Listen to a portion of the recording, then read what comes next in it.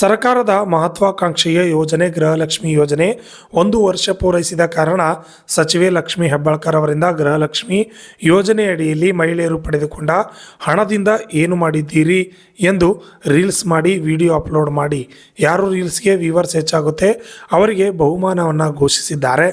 ನಮಸ್ಕಾರ, ನಾನು ನಿಮ್ಮ ಲಕ್ಷ್ಮಿ ಹೆಬ್ಬಾಳ್ಕರ್ ಮಾತಾಡ್ತೀನಿ.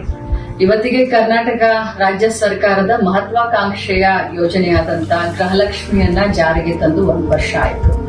ಈ ಸಂದರ್ಭದಲ್ಲಿ ಕುಟುಂಬದ ಎಲ್ಲ ಯಜಮಾನಿಗಳಿಗೆ, ನನ್ನ ಗೃಹಲಕ್ಷ್ಮಿಗಳಿಗೆ ನಾನು ಹಾರ್ದಿಕ ಶುಭಾಶಯಗಳನ್ನ ಮತ್ತು ಅಭಿನಂದನೆಯನ್ನು ಸಲ್ಲಿಸ್ತೀನಿ.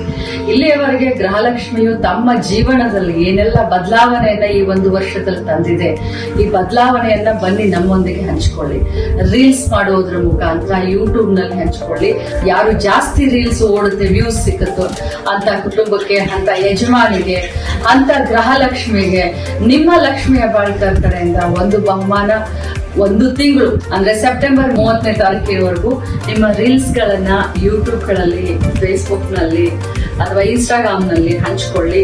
ಜಾಸ್ತಿ ವ್ಯೂ ಸಿಕ್ಕಂತ ರೀಲ್ಸ್ ಮಾಡಿದಂತವ್ರಿಗೆ ನನ್ನ ಕಡೆಯಿಂದ ವೈಯಕ್ತಿಕವಾಗಿ ಒಂದು ಬಹುಮಾನವನ್ನ ಕೊಡ್ತೀನಿ.